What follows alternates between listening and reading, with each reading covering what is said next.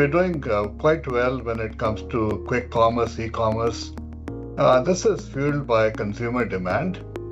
And in part, we have many two-income families that have more resources and limited time.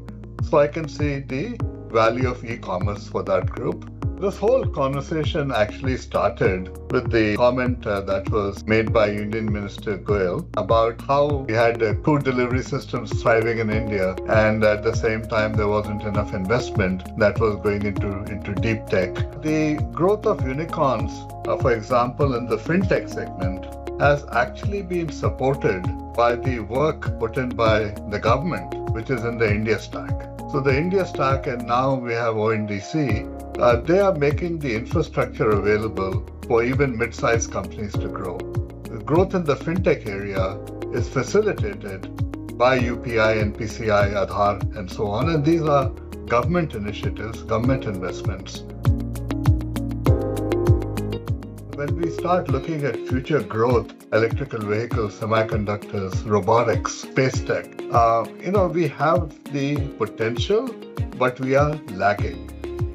One of the reasons why we are lagging is that in these segments, we are going to require a longer term runway, therefore more patient capital. It's going to require heavier R&D investment, and it's going to require CapEx.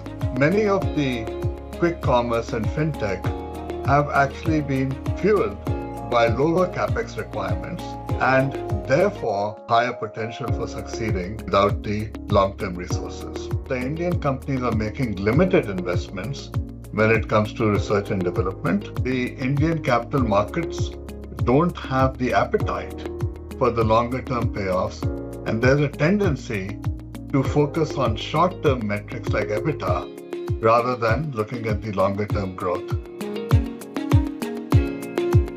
India is spending only about 0.65, 0.7% of the GDP on R&D.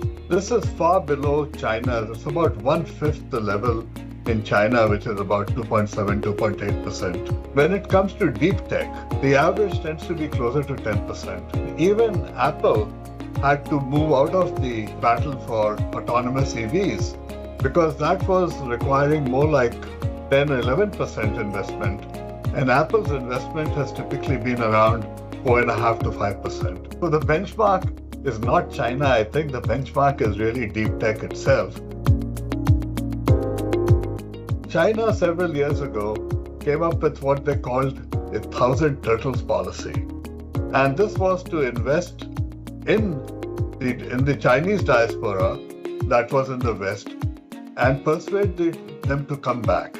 In India, we have some people coming back, but unfortunately, the incentives that are set up, they make it very difficult. India is going to have to make it easier, tax-wise, regulation-wise, to get people to come back.